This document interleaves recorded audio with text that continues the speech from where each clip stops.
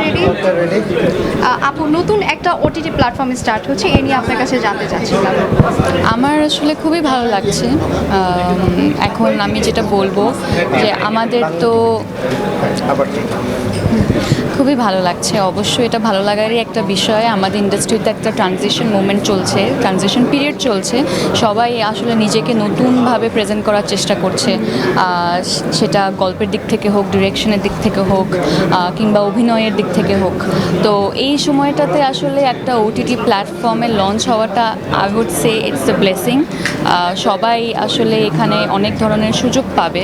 আর্টিস্টরা ভিন্ন ধরনের গল্পে কাজ করার সুযোগ পাবে, ডিরেক্টররা সাহসী গল্প প্রেজেন্ট করার সুযোগ পাবে, এবং স্ক্রিপ্ট রাইটাররাও আসলে যেহেতু ওটিটি প্ল্যাটফর্মগুলোতে বাজেট একটু বেশি থাকে, তো সেক্ষেত্রে তারা তাদের মন দিয়ে আসলে একটা গল্প লিখতে পারবে। গল্পের প্রয়োজনে যেই যেই জায়গা দরকার, লোকেশন দরকার, সব কিছু ইনক্লুড করে একটা গল্প লিখতে পারবে, যেটা আসলে এতদিন ধরে আমরা আসলে চেয়েও করতে পারছিলাম না।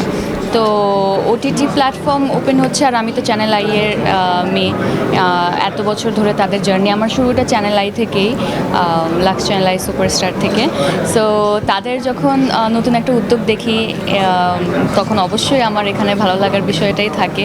অনেক ভালো লাগছে, এবং আমি চাই আইস্কিন এমন এমন গল্প আসলে আমাদেরকে প্রেজেন্ট করুক অ্যাজ অ্যান অডিয়েন্স। আমার এটা চাওয়া, যেগুলো আমরা আসলে আগে দেখি নেই, এবং দেখার পর আমরা এটা নিয়ে অনেক দিন আলোচনা করব এবং ভুলতে পারবো না, এরকমই প্রত্যাশা।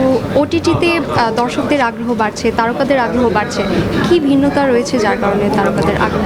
এটা তো অ্যাজ অ্যান অডিয়েন্স সবাই বুঝতে পারছে ভিন্নতা আসলে কোন জায়গাতে, ডিফারেন্সটা আমরা কোন জায়গা থেকে পাচ্ছি। সেটা অবশ্যই এতদিন ধরে টিভি নাটকে আমরা আমাদের সেরাটুকু দিয়ে আসলে কাজ করেছি, এবং অল্প বাজেটে অল্প সময়ে সব স্বল্পতার মধ্যে দিয়েই আসলে আমাদের একটা কাজ করার সেই ইচ্ছেটা ছিল। ওটিটি প্ল্যাটফর্ম এখন সেই সুযোগগুলোই দিচ্ছে, কিন্তু আরও বড় পরিসরে, এবং বড় পরিসরে আমি বলবো বাজেটের দিক থেকে, শুটিং করার সেই টাইম, আর সব আরও অনেক বিষয় আছে। তো আমি মনে করছি আসলে আমাদের আরও ওটিটি প্ল্যাটফর্ম দরকার, এবং আরও যত প্ল্যাটফর্ম হবে তত কম্পিটিশন বাড়বে, এবং তত ভালো কাজ করার আগ্রহটা থাকবে সবার মধ্যে। কারণ চ্যালেঞ্জ তো থাকা উচিত, না হলে তো আসলে হয় না। আপু, কি নিয়ে ব্যস্ততা কাটছে? সামনে ঈদে দর্শকরা কি আপনার কাছ থেকে গিফট পাচ্ছে? না গিফট কি দিতে পারবো না দিতে পারবো আমি জানি না। আমি একটু নিজেকে গুছিয়ে একটু ধীর গতিতেই কাজ করার চেষ্টা করছি এই মুহূর্তে। তো আশা করব যখনই দিতে পারি, এটা ঈদে হোক কিংবা ঈদের আগে হোক কিংবা পরে হোক, এই মুহূর্তে বলতে পারছি না, কারণ কোনো কন্টেন্টের রিলিজ ডেট আসলে আমাদের হাতে, আর্টিস্টদের হাতে থাকে না। তো যখনই বের হবে আশা করছি খুব নতুন কিছু এবং মনে রাখার মতো কিছু করারই চেষ্টা থাকবে। আপু, সামনে রোজা আসছে, রোজায় কোন জিনিসটা বেশি খাওয়া হয় ইফতারি আইটেমে?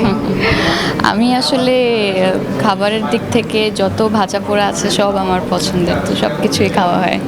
আচ্ছা, ফিল্ম ইন্ডাস্ট্রিতে সবচেয়ে বেশি ফোনে কার সাথে আড্ডা দেওয়া হয়? ফোনে আড্ডা দেওয়া হয় বা মেসেঞ্জারে বা হোয়াটসঅ্যাপে? ফিল্ম ইন্ডাস্ট্রি বলতে আমাদের বাংলাদেশের আর্টিস্টদের মধ্যে কার সাথে আসলে অনেকের সাথেই কথা হয়, আর আমি এত খুব একটা ফোনে কথা বলার মতো বা টেক্সটিংয়ে কথা বলার পার্সন না।